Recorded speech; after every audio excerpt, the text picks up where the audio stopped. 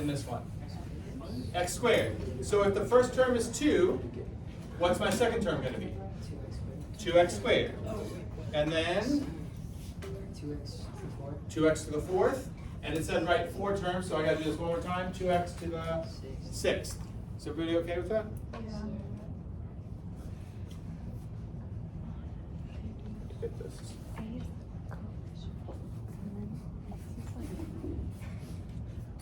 Okay, are we fine with that? First term 2, r is x squared, so every term gets multiplied by x squared to get the next term. Okay with that? Now, in BC, when you did this, the next question might be like, this is equal to this for which set of x's, right?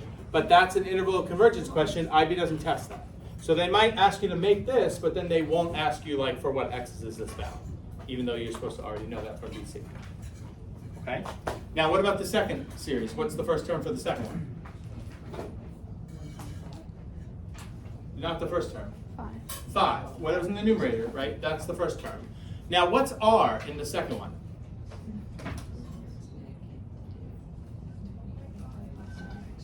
Yeah, r has to follow a minus sign, right? So this is 1 plus 25x squared. That's 1 minus, and then the r would be negative 25x squared. So you're going to multiply each term by negative 25x squared to get the next term. So these are going to get big fast, right? First term 5, next term negative, too far. 125. 125 x squared.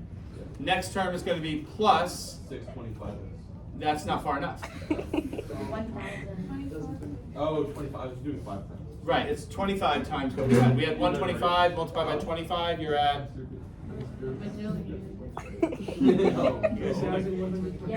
3125, right?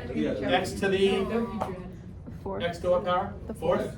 Okay, and then the last one is really big, I'll save your brain. Minus 78 125 x to the 6th. Okay? Is this everyone seeing where we're getting these? Yes. R is negative 25x squared. So you got to multiply whatever you last wrote by negative 25x squared to get the next one. Because that's r. Negative 25x squared is r. R follows the 1 minus. So if you have 1 plus, R is negative. What are you confused with? It would be, okay, so you start with the a sub 1 value, right? And then you take the r value and then you multiply it by the previous value. Whatever you last wrote down. Why? Because that's how it works. If it's a geometric series, this looks like this form. So anything that looks like this, you write in geometric form, which means this tells you what to start with. And the whole idea of a geometric series is you're multiplying by the same thing every time. And the thing you're multiplying by is the r. And r is whatever follows the 1 minus. So here r was x squared, here r is negative 25x squared. Okay? Is everybody okay with this so far? I want to show you how much of a savings this is, right? If you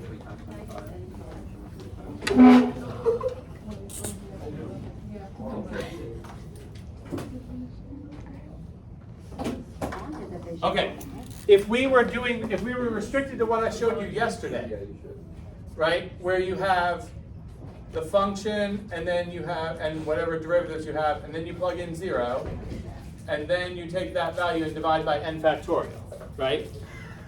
In that second one, 5 over 1 plus 25x squared, okay? If I was going to do this the way I did this yesterday, I have to take derivatives of this. Now the first one is not that bad, right? It's 5 times, I don't need quotient rule for this. I would write it like this, right? And the derivative of this, power rule, negative 5, 1 plus 25x squared to the negative 2. But then times, what else? This isn't the derivative yet. Right, chain rule. So what else do we have to multiply by? 50x, right? So this would actually be negative 250x over 1 plus 25x squared, all squared. That's your first derivative, right? Now, though, do you see, to differentiate this, to get the next one, what rule do I have to use now?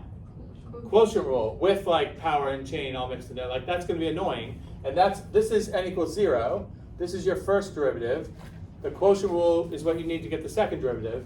But then, you see here, I asked you to write the first 4 non-zero terms. So if, when you plug in 0 into this, if you get 0 out, like you would here, this term doesn't count, right? It doesn't give you anything. So that means like this one's not going to give me 0, right? This is 5, right? But when I'm on n equals 2, I've only got 1 term so far. And you can see from what we did here, to get 4 non-zero terms, I had to go up to the 6th power of x, and the coefficient here comes from the 6th derivative. So that means I would have to take 5 more derivatives here to figure out what the coefficients are to make that series. But I can bypass all of this because this is geometric. I can get, when you do the geometric rule, you're getting the MacLaurin series, but in a much faster way than the way we did yesterday. Okay? So you need to know the way we did yesterday because sometimes there aren't any tricks that work. Okay? That's like your fallback plan. But you're going to see the more tools and techniques you have for doing this, the fewer times you're going to need to actually use the what I would call from scratch method, that 3-column way. Okay? Make sense? All right. So we're going to talk today about ways around the from scratch method. And basically what we're going to do, in addition to that geometric idea, you have the series I wrote on the board over there. Those are the ones that are in your packet. So if you have your packet, you might want to just have it open to that page. Otherwise, you can just refer to those. But we're going to be using those a lot, okay?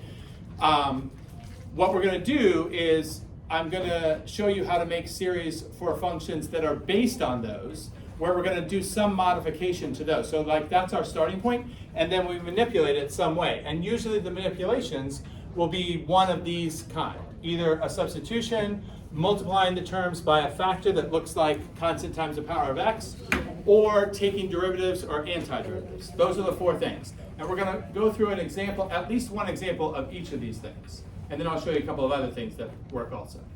Okay? So right now I'm going to just take you through an example of each of these. Kind of in this order, basically, I think. So here's the first one. It asks to find the first 3 non-zero terms of the MacLaurin series for sine of x squared. Now, sine of x squared was our last example yesterday. When I did the from scratch method, we built out the series for sine of x squared. But because sine of x squared is based on the sine of x series, there's a faster way to get what we did yesterday than doing the whole 3-column method. Okay? So we would start with the series that's in the packet. That's your sine x series, right? And if we want to get sine of x squared from sine of x, can you describe like what happens to this to get you this instead? Like how do we go from sine of x to sine of x squared? What happened? Well, we didn't multiply sine x by x because then that would be x sine x, right? We didn't actually multiply the thing by x. What did we do? We did what? That's not this either, actually. Squaring the whole thing would be taking the sine x and then multiplying by another sine x. I'm going to do that one later, but that's not what this says, right? This is sine of x squared, not sine of x all squared. James? Right, okay, but like if I'm saying I start with this and I get to this, like what is actually going on here? When I'm writing sine of x squared, what did I do to this thing to get sine of x squared? Can you think of it in terms of these things here? Substitution. Yeah, I'm substituting what for what? X for x squared. Yeah, I'm taking this x out and putting x squared in its place. So if I do that to the series, I get the series for sine of x squared, right? So sine of x squared, the series should start with x squared taking the place of this x, and then it's going to be minus, what would the second term look like if x is being replaced by x squared? X to the 6th over the 3 factorial, that stays. And the next one will be x to the 10th over 5 factorial, right? Okay, now keep in mind, we were doing this yesterday. This time I said just write the first 3 non-zero terms. Do you see how many derivatives would I have to take if I did this yesterday's way before I got 3 non-zero terms? 10 derivatives. Okay, that is not fun. Okay, it wouldn't be that bad because you remember when we did this yesterday, sine.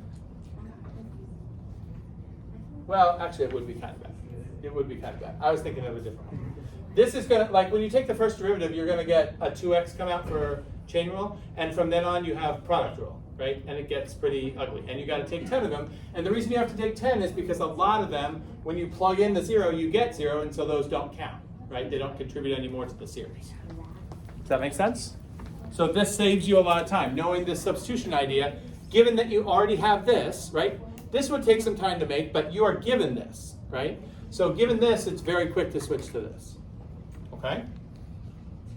All right, now on this one, I'm going to show you an application of why it might be beneficial to write sine of x squared in this way. We're not going to do this for every problem, but I have seen IB like combine MacLaurin series with other things. I told you already that MacLaurin series are going to get used on limit problems later on as like an alternative to L'Hopital's rule. Here's another place where they use MacLaurin series. So suppose they were asking you to find an expression for the area underneath the graph of sine of x squared. This, what you're seeing here, is the graph of sine of x squared. It's equal to 0 at 0, so it goes to the origin. Does it make sense? The next time this is going to be equal to 0, you would be taking the sine of pi. But in order to take the sine of pi, the x value is root pi, right? That's this number, 1.772. So what if I want to find the area of that region, okay? But what it's asking for here is, can we write down an exact expression that is within 0.1 of the actual area under that graph? So if I didn't care about the exact expression part and I had a calculator, I could just math 9 that, right? But when you math 9 it, you're just going to get a decimal expression. That's not an exact value. So we're trying to find some exact expression that is within 0.1 of the actual area there. Well, what you would normally do to find this area, anytime you're doing area under curve, you're setting up what?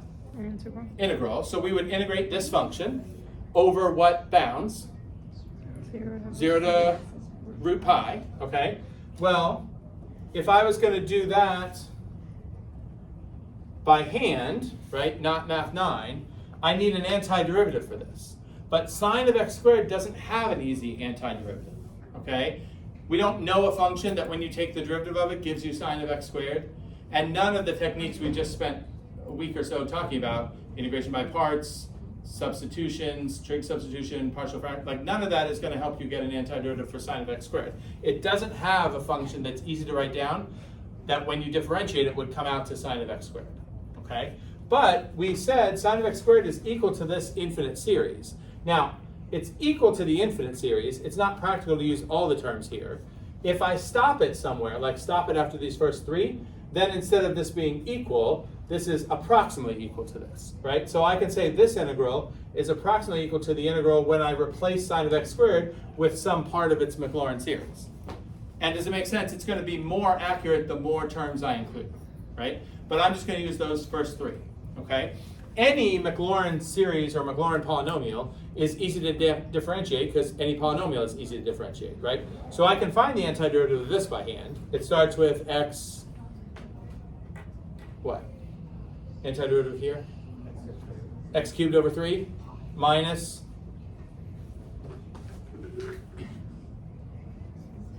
these aren't the hard questions. They're coming later. Antiderivative of x to the 6th over 3 factorial would be x to the 7th over, it'll be over 42, right? This is a 6 and you're going to have an extra 7 down there. So 42. I know this one's going to be really challenging. Plus x to the 11th over, I'll save you, it's 1320. Okay? It's 11 times 120. 1320. So I can do that. And then I need to plug in the root pi and the 0. Now, if I plug in 0, this is all gone, right? So all that matters is what happens when I plug in the root pi.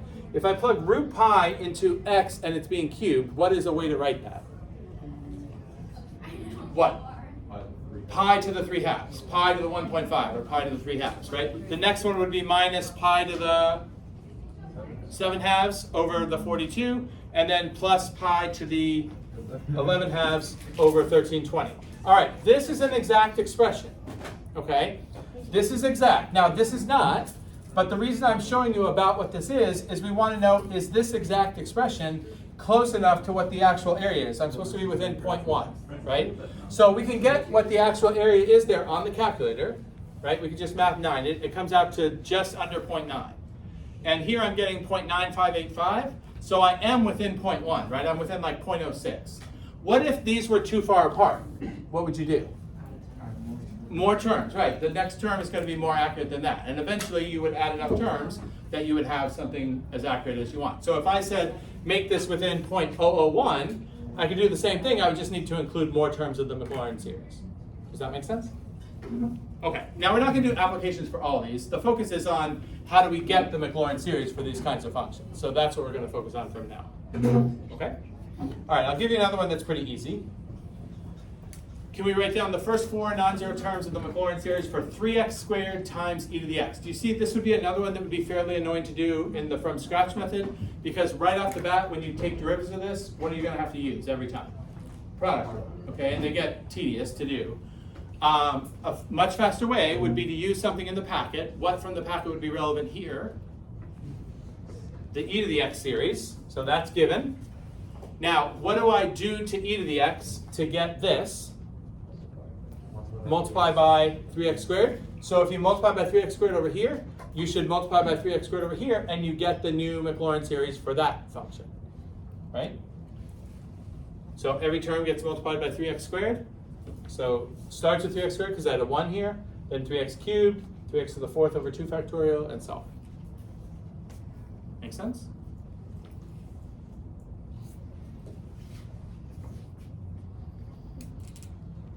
Okay, and notice in this case, it said first 4 non-zero terms, and I went up to the 5th power, so I would have had to take 5 derivatives. Everything shows up here after the first 2. The first term and the second term are both 0, right? But from x squared on, we have every term. But still, it would be more annoying to take 5 derivatives of 3x squared e to the x than to just write down the e to the x series and then manipulate it by multiplying all the terms by 3x squared.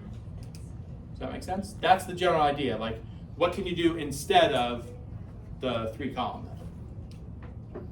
Okay? You okay so far? All right. Okay, now, we're going to go back to the ones that were on the warm-up. So this thing in the brackets was one of the warm-up functions, right? 2 over 1 minus x squared, and we already wrote the series for that. So first, I want to just verify that when you take the derivative of that function, you end up with this function, okay? How would I do that? What do I want to do to take the derivative of 2 over 1 minus x squared? I probably would rewrite it first as 2 times 1 minus x squared to the negative 1. to the negative 1, right? Because then I don't need quotient rule. So derivative would be negative 2, 1 minus x squared to the, what's the new power? Negative 2. And then chain rule. What is it? Negative 2x. Okay? And if I multiply negative 2x by this negative 2, that's 4x. And this thing to the negative 2 is like having 1 minus x squared squared on the bottom, which is what we got over there, right? Okay, so we know that the derivative of this is this. Now, the reason I'm doing this is ultimately I'm going to be asked for the series for this function. This is not geometric. This does not follow a1 over 1 minus r because you have this squared thing down here. This could be an a1, and you do have 1 minus, but in the formula there's no room for like doing anything to the 1 minus r. It's got to be just 1 minus r. So this is not geometric, but it is the result of taking the derivative of something that was geometric. So if I know what the series from the warm-up was for this, then the question is, how do you get from this to that? Well, we just showed that what you should do to this to get that is take the derivative. The derivative of this will give me that. So therefore, the series that should be the series for this function should be the result of taking the derivative of my original series. Does that make sense? Whatever I do to the left side, I do to the right side. Okay? Now, it says to write the first 4 non-zero terms for this series also. If I take the derivative here, what's the first term? 0, so that one doesn't count, right? The next term is 4x followed by 8x cubed, and then 12x to the 5th. But do you see I only have 3 non-zero terms right now? So to get the next one, I need to know what would the next one have been up here. What would this have been? 2x to the 8th. So we got to differentiate that from my last term down here. 2x to the 8th derivative would be 16x to the 7th. Here we go. Okay. Now, compare how long that took to if I just gave you this as the problem yesterday, and said, make the MacLaurin series for this using the 3-column way, and you got to start taking derivatives of this, that's a really nasty quotient rule right off the bat. And according to our answer, how many total derivatives would you have to take before you had the 4 non-zero terms? 7. Okay? And right from the first one, it's tedious and time consuming. Okay? That's the benefit of these alternate techniques. This makes sense so far? Okay. Now I've got another example which is kind of going the other way with this. Instead of, like, basically we had a geometric series that we had a function that looked geometric that we wrote a series for. We got a new series for another function that was the derivative of this. In addition to taking derivatives, you can also anti-differentiate. Okay? So I'll show you another one of those using the other warm-up question. This was our other warm-up, 5 over 1 plus 25x squared. So first I want to show that if you anti-differentiate this, you get inverse tangent of 5x. Now, I do want to pause on that one because this kind of goes back to what we were doing last week. I can think of 2 ways that we could show that antiderivative. I'm interested in thinking and seeing what you guys notice first about how to do this. I think both ways are equally efficient, but I'm wondering what people see first here. What would you think of a way to come up with the antiderivative to this? Trans, what do you think? Yeah, okay. The one in the packet, which one are you going to use? The integral of? 1 over a squared plus x Yep. squared. Yeah, that one. And the packet says that's equal to what? 1 over a inverse tangent of x over a plus c. Good. Okay. Now, do you notice there's a slight issue with using this directly because our problem has something going on that this one doesn't? Like, what would you say your a is here? Or your a squared? Okay, if you say it's that number, then over here, there has to be just x squared, no coefficient. And we have a 25 here, right? But we could get rid of that 25, right? We could factor this, take out the 25, which would change this, though, to what? 1 over 25 plus x squared. Okay? Now, can I take all the constants I can outside the integral? If I bring everything out that I can, what's out there? 1/5. And now it's 1 over 1/25 plus x squared. Now this perfectly fits the packet one, right? But what's your a squared now?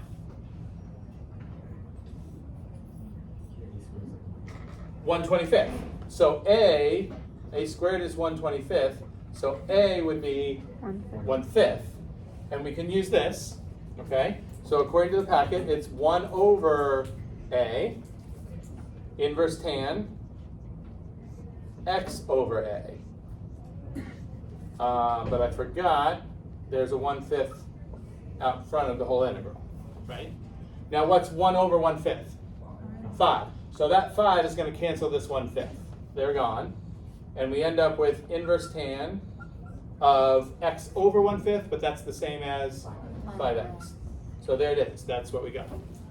Does anybody see another way? Like, what if you didn't think of using the packet and you just are looking at this? Do you see another way you could do this? Can you write 25x squared differently? In a helpful way? 5x 5x squared. squared, right? And then do you see this is like a u substitution problem? What would you make u? 5x du is, oh, this is a 5. Du is 5 dx, which is actually exactly what I have here, right? So this in u form just becomes that, which is inverse tan of u. And if we put the u back, it's inverse tan of 5x. Okay? So we have 2 ways actually that we could get that that's true. The antiderivative of this is that. I know technically this should say this is this plus c. So really what we're saying here is an antiderivative of this is this, right? This is the one where the c is 0. Okay? All right. Now, can we make a series for that? So if we already have the series from the warm-up for this thing without the antiderivative, And now I'm going to anti-differentiate this to get inverse tan of 5x. If I anti-differentiate this side, I should anti-differentiate that side, right? So this becomes inverse tan of 5x on this side, and here I just anti-differentiate these term by term. So the first one where the 5 was, what's that now? 5x. The next one would be minus 125 x to the third over, it's not hard. What's the denominator there? 3, right. This just stays, right? This times x cubed over 3. This is going to stay times x to the 5th over 5, and then that one is that number, x to the 7th over 7. Okay? Okay? Now, if this was on the exam, I could see something where like part A was this, to clue you into like the antiderivative of this is this. And then I bet they would say something like, hence or otherwise, find the MacLaurin series for inverse tan of 5x. And you remember hence or otherwise? Hence is saying what you just did should help you to what we're asking you now. But the or otherwise says, if you don't see the connection to what you just did and you see another way to do it, it's fine to use another way. The or otherwise is giving you a way out. Hence is like directing you, you need to do it this way. So they're grading you not only on do you get the right result, but are you using the right method to get the result? Do you see why, for this particular question, they could say hence or otherwise? Like, do you see a way that we could get this that didn't involve anti-differentiating our previous answer? Tucci is looking the right way. I was thinking like your base Inverse tan. Yeah, and we have in the packet MacLaurin series for just plain inverse tan of x. This is inverse tan of 5x. That's like a substitution, like we did the first one, right? So you could take that series, and all the x's should get replaced by 5x. That's why this starts with a 5x. The next one is supposed to be x cubed over 3. This is 5x all cubed over 3, right? This is 5x all to the 5th over 5, and so on. Does that make sense? Okay? All right, any questions so far? Okay, now I've got 2 more I want to try to show you. But I gotta switch things here.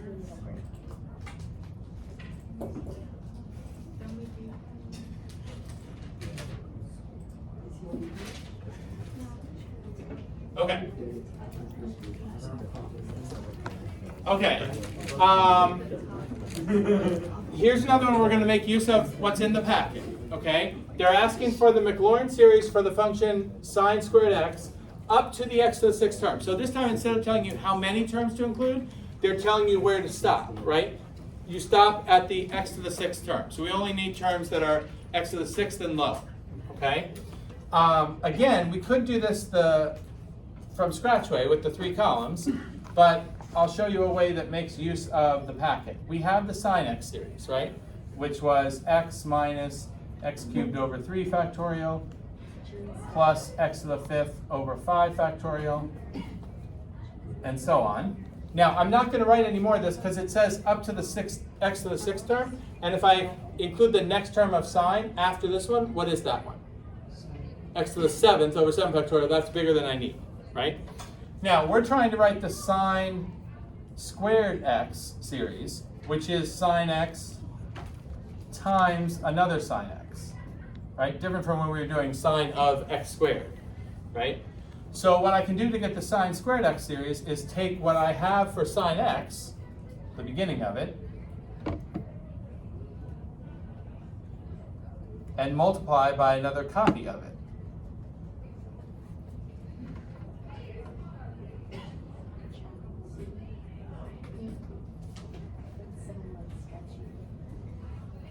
Right? Does this setup make sense? Now, this looks like a nightmare of polynomial multiplication, okay? If we were trying to get the whole thing, this would get really unwieldy, right? But we only care about what the series looks like up as far as x to the 6th. So think about like, you're basically trying to like expand this out, like you're gonna multiply, it's sort of like a giant FOIL problem, right? Like this times all these, this times all these, this times all these, and so on. But we only need to actually write down the terms that are going to give me x to the 6th or lower, because it says only up to the x to the 6th term. So the way I would do this is start with your first term here, x, multiply by all the terms over here that you see until continuing to do it gives you something too high. Then you stop and move to the next term and distribute this over the ones that will give you x to the sixth or lower. And you keep doing that until you know you've accounted for everything that's x to the sixth or lower. Does that make sense? So what would the very first term be? X squared. Then x times this would be minus x to the fourth. And don't forget the coefficients. I'll get rid of the factorials here because we're gonna, one thing that's gonna come up here that didn't come up before is when we distribute all this, we're likely gonna get multiple appearances of the same power of x, and in the final answer, you have to combine your like terms because the polynomial has to be like coefficient times the power of x plus coefficient times the next power. You can't have multiple appearances of the same power. So like terms eventually need to get combined, okay? All right, then x times x to the fifth over 120 is going to be plus x to the sixth over 120. And that's as high as I need to go, because if I have something higher and multiply by x, it's above x to the sixth. Okay, so I'm done with this x. Now move to this one. Since this is already on x cubed, do you see when I multiply this by these two, I get x to the sixth or lower, but x cubed times x to the fifth would be x to the eighth, that's too big. So I only need two products from this middle one. So it's minus x to the fourth over 6, and then it would be plus what? There's two negatives. X to the sixth over 36, because this is a 6 and that's a 6. Right? Okay, then the next term, x to the fifth over 120 times this x would be x to the sixth over 120. But x to the fifth times anything else here will be too high. Does that make sense? And after this is x to the seventh, which on its own is already too high. So I know I'm not gonna get anything else x to the sixth or lower. Behind. Okay. All right, so the last step here is just combining like terms, right? I only have one x squared term, but I have two x to the fourths, and I have three x to the sixths,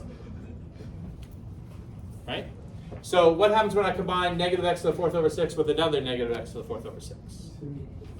2x to the fourth over 6, which would be minus x to the fourth over 3. Right. Now this other one's a little annoying. 3 different x to the 6. Let's just keep track of the coefficients. You've got 1 over 120. Then you've got plus 1 over 36. And then another 1 over 120. They're all positive.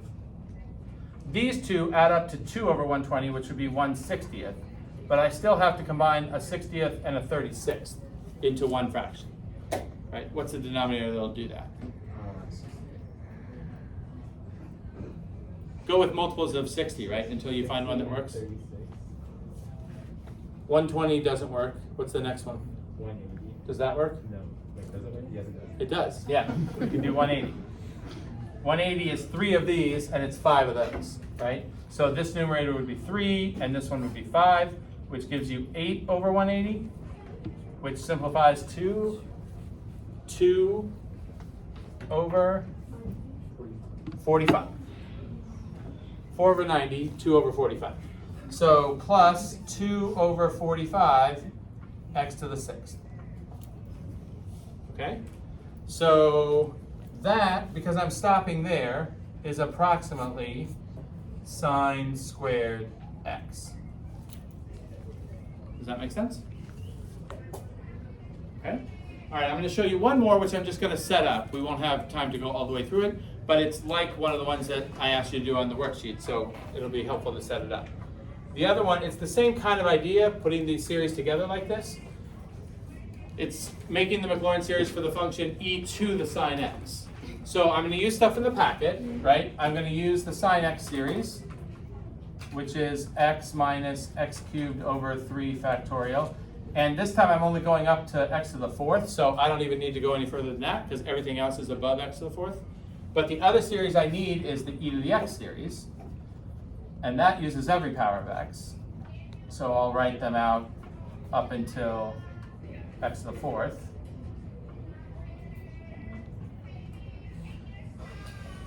Okay? But do you see what's different about how they are being put together this time than the last time? I'm not multiplying them this time, right? What am I doing? It's not really substitution. It's composition, right? Okay. Yeah. I hid it in plain sight. So e to the sine x. If I'm putting sine into the e to the x function, which function would I start writing the series for? E. Okay. So we're writing this, but in place of every x, since it's not e to the x, it's e to the sine x. In for this x goes the sine x series, right? Or just part of it, because again, we only need up to x to the fourth. So it would be like x minus x cubed over 3 factorial. That's your x, right? And then, and you see why I'm stopping here? Because the next term would be x to the fifth, and I don't need that, right? Then the next one, follow e, it's x squared, but this thing is going in for your x.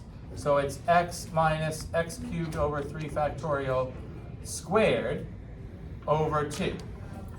So everywhere I would have an x, I'm writing the sine x series, or the first part of it, in place there.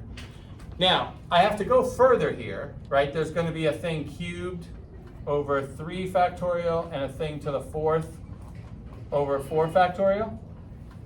But then when you expand these out, like x minus x cubed over 3, or over 6 actually, when you square that, do you see you're going to get 3 terms out of that? X squared, negative x to the fourth over 6, or negative x to the fourth over 3 actually, because there's 2 of those. That still counts. But when you square this last term, you're going to get x to the 6th over 36. That you don't need, right? So you have to see, it's the same thing when you cube this and when you raise it to the fourth. You're not going to need the whole thing. You only need to keep track of the parts that give you x to the fourth terms or lower.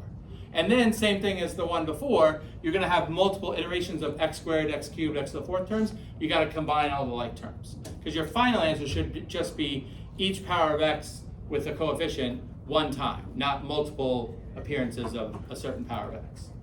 Does that make sense? We'll finish this one when I next see you, whenever that is. But number 2 on the worksheet you picked up is another example of composition like this. Okay, so I want to make sure you understand the difference between multiplying them together and composition. Okay? What's your question about?